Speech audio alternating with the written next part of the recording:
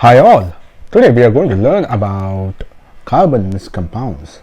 And please watch the video till the end. Okay? Why carbon? Because it's present almost everywhere, either in compound form or free form.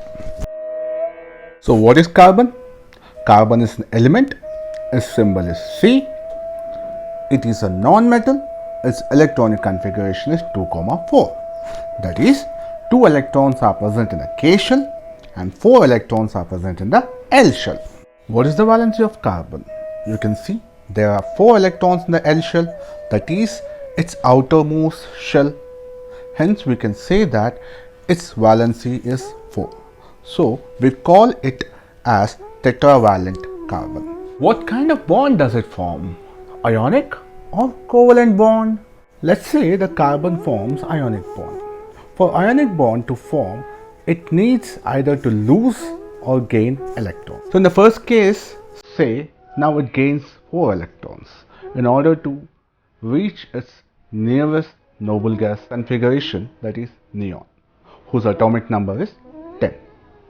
Atomic number 6 means that it has 6 protons or 6 positive charges along with 6 electrons which are moving around the nucleus. Now 6 protons, 10 electrons. Do you think the stability exists? No.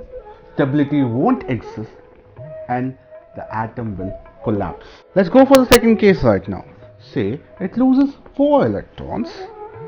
It has 2 electrons and it has lost 4 electrons to reach its nearest noble gas configuration, that is helium. Now it has only 2 electrons, 6 protons. 2 electrons, 6 protons. Now the electrons will collapse into the nucleus because of high positive charge.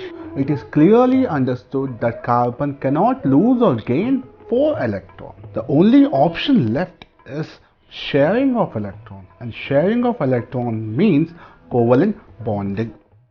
Let's look at the simple molecules which are formed by sharing of electron. Let's look at the first example, that is hydrogen, atomic number 1.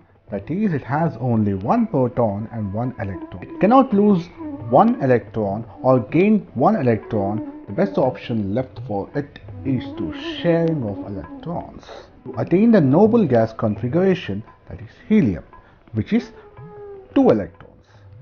So you can see that in the animation. Let's look at the second example, that is formation of oxygen, that is O2. Oxygen has 8 electrons, that is 2 electrons in K shell and 6 electrons in L shell. That is outermost orbit has 6 electrons and it needs 2 electrons to reach the nearest noble gas configuration, that is neon, which has 10 electrons. Sharing of 2 electrons with each other, thereby forming a double bond. So look at the animation. It says O double bond O. Let's look at the third example, that is nitrogen. Nitrogen has 7 electrons, that is its electronic configuration is 2, 5. It needs how many more electrons? 3 more electrons to reach its nearest noble gas configuration, that is neon. 3 electrons are shared and you get 3 bonds, that is triple bond and triple bond N. Since we are talking about carbon and its compounds, let's look at a carbon compound named methane, which has 1 carbon and 4 hydrogen. Hydrogen is monovalent and carbon is tetravalent. So we need 4 hydrogens because 1 electron of hydrogen is shared with 1 electron of carbon. So 4 hydrogens, 1 carbon, so hence the structure name is CH4. Carbon has a unique property, that is not only combining with other atoms but also combining with itself to form a long chain structures.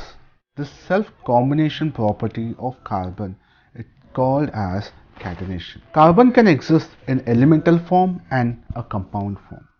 We'll discuss about the elemental forms right now. The various physical forms in which an element exists is called allotropes of element. And now we are going to discuss about allotropes of carbon. Allotropes of carbon are of 2 types. One is crystalline and amorphous.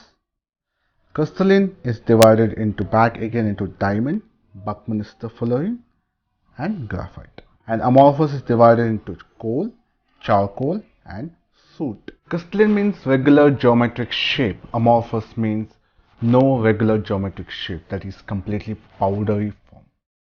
Let's discuss about one of the allotropes of carbon, that is diamond. Diamond is colorless, transparent substance which sparkle under light. Hardest natural substance on earth, does not conduct electricity. Strongly heating produces carbon dioxide because it's the pure form of the carbon. Let's discuss about structure of diamond. Look at the animation. Each carbon is linked to 4 other carbons by strong covalent bonds. The structure is very rigid, so they are used for making glass cutters, strong drills. This diamond structure, because of the rigid structure, they have high melting point. Let's discuss about graphite. Graphite is a grayish, black, opaque, slippery natural substance which is used as lubricants, used in pencil leads. Because of the layery nature, as you can look in the animation, it is used as lubricants. Because of layery nature, it has a slippery nature. Fullerenes are spherical substances which has a shape of a football. They are dark salt. They are in between diamonds and graphite. They are neither too hard nor too soft, they are in between. It is made up of hexagons and pentagons. Hexagons means it has 6 carbons, pentagons means it has 5 carbons. Fullerene was first discovered by an architect named Buckminster, hence the name Buckminster Fullerene. Hexagons are denoted by a black.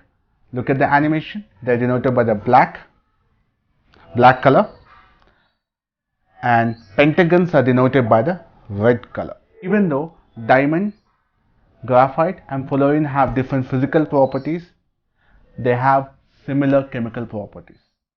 This is to say that they are made up of same element, that is carbon.